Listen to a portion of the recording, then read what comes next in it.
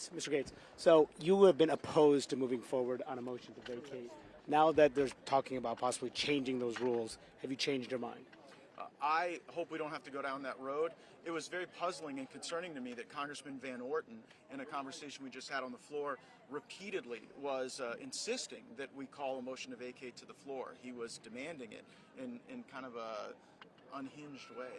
So, I mean, where are you on whether or not you would support a motion to vacate at this moment? Well, I didn't support one when I woke up this morning. So do you support one now? We got more time in the day. What do you think just in general about his... Let me clarify that. I think a motion to vacate is something that could put the conference in peril. And Ms. Boebert and I were working to avoid that. Our goal is to avoid a motion to vacate, but we are not going to surrender that accountability tool, particularly in a time when we're seeing America's interests subjugated to foreign interests abroad. And explain what was going on with Mr. Van Orten. He kept demanding that we file a motion to vacate and demanding that we do it in a privileged way. And what does that mean? I mean, does it surprise you in this climate that people might be saying that? And we've heard this from Mr. Massey, we've heard this from Ms. Green. The only thing I gleaned from it is that Mr. Van Orten is not a particularly intelligent individual. What did you spoke to the speaker? What was that conversation like? Tense. Why? Because we don't want to pass this bill. We do not. Look, the only win we've got in the House of Representatives is blocking the Senate supplemental. And so if he's ready to throw in the towel on that, what are we doing here? And what did he say in response?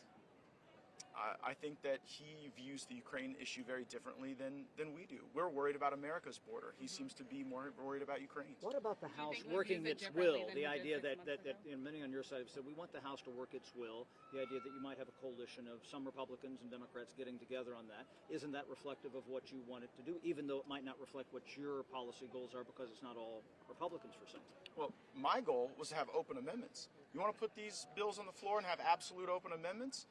I think that would be far more palatable than the path that we're currently going on. Do you have confidence in the speaker right now?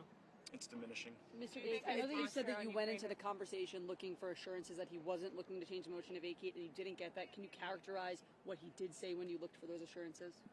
He was equivocating. Does it sound like it's going to come in the rule that they're going to do that today? We sought clarification that a change to the motion to vacate threshold would not be in the rule, and we did not get the answer that we wanted. But can you elaborate on what his answer was? Can you elaborate on that? What was I'm sorry, I didn't hear you. What was his answer to that? He was equivocating. We didn't really get an answer. If the speaker continues to push forward with his plan, putting these bills on the floor, you said your confidence in him is already diminishing. Is there a red line for you? Well, not really. For me, I want the speaker to be as good a speaker as he can be. I had the same goals for the last guy. But when they drift away from that, and look, when we voted for Mike Johnson for speaker, he was fresh off of a vote against Ukraine aid. Yes. He was publicly advocating for a warrant requirement on FISA, and the central thesis of his campaign for speaker was single subject spending bills. How do you explain that? Well, I certainly don't explain it with a rubric of success. Doesn't he have different responsibilities as Speaker, though? It's natural. I mean, some people say, well, he changed his position on FISA based when he was on the Judiciary Committee. That when you're in the speakership, your role changes. You have to be the Speaker of the House, just not your. I don't think that being elected Speaker is a permission structure to surrender your deeply held beliefs. Yes. So He says putting the bill on the floor. Sorry to interrupt you, Congresswoman. He says putting the bill on the floor for aid to Ukraine is the right thing to do. What do you say?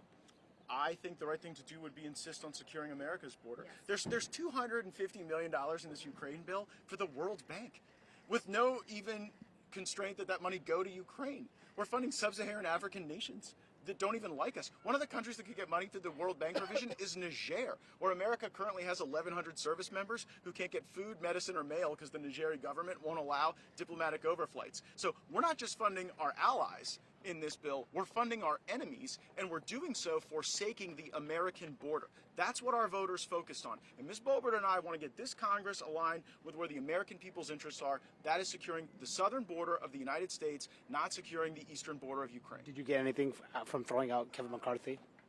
Yeah, we got Hunter Biden under oath. We got thousands of hours But the policies, of additional... The policies haven't changed. Well, I think that the policy on Mayorkas impeachment changed. Kevin McCarthy was blocking the impeachment of Mayorkas. Mike Johnson allowed us to impeach Mayorkas. I think that is the type of proactive action to get border response that this House wants. So let me finish answering Mana's question. So I think we got more January 6 tapes, we got the impeachment of Mayorkas, we got Hunter Biden under oath, but on spending, Mike Johnson felt iced in to the Kevin McCarthy spending regime that was negotiated during the FRA. I think we should have liberated ourselves from the Kevin McCarthy deal when we liberated ourselves from Kevin McCarthy. Unfortunately, Mike Johnson took another path. Apologies, I tried to catch you between.